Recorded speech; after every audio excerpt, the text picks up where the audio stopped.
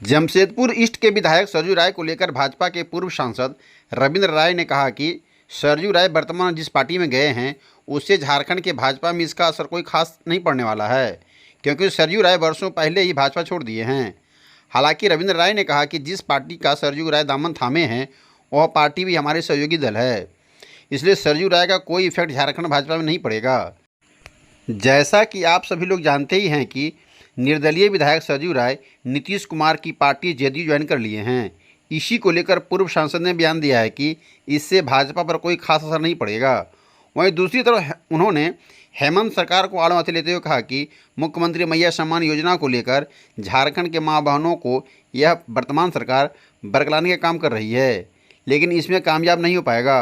कहा कि यह एक चुनावी मुद्दा है। खबरों से जुड़े रहने के लिए यदि अभी तक आपने मेरे चैनल को सब्सक्राइब नहीं किए हैं तो मेरे इस चैनल को सब्सक्राइब करके लाइक शेयर कमेंट करें। वीडियो यदि फेसबुक पर देख रहे हैं मेरे फेसबुक पेज को भी लाइक करें। विधायक सरजू राय को लेकर पूर्व सांसद रविंद्र राय क्या कुछ बोल रहे हैं उसे जरूर सुनिए। जदयू में ज्वाइन कर लिए, उसको आप किस तरह से देखते हैं, उनका कदम को किस तरह से देखते हैं? सरजू राय का कदम किस तरह देखते हैं? मैं शायद आप जिसके बारे में कह रहे हैं वो भाजपा को छोड़े हुए उनका 5 साल हो गया। वो भाजपा के दिग्गज नहीं है, वो निर्दलीय दिग्गज है और निर्दलीय कहीं कोई जा सकता है। और हमारे सहयोगी दल में गए हैं तो उसके बारे में अभी झारखंड में उसका कोई बहुत असर हमको मुझे दिखाई नहीं देता है। और अब वो अच्छा है, भाजपा में ही उनको राजनीतिक कद मिली थी और अब निर्दलीय जिंदगी जीते जीते उब गए तो जदयू में गए। मेरी शुभकामना उनके साथ है। वर्तमान झारखंड की जो सरकार है वह चलाई है योजना मुख्यमंत्री मैया सम्मान योजना, उसको आप किस तरह से देख रहे हैं?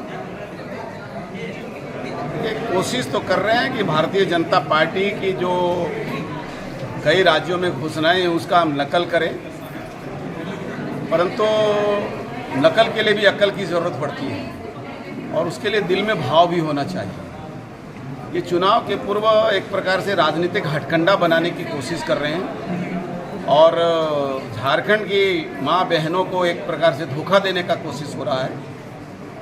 कई घोषणाएं इनकी नौजवानों के नाम पर हो चुकी है, जिसमें बेरोजगारी भत्ता से लेकर के कई चीज़ें ऐसी थी जिसकी घोषणा वो पहले भी किए।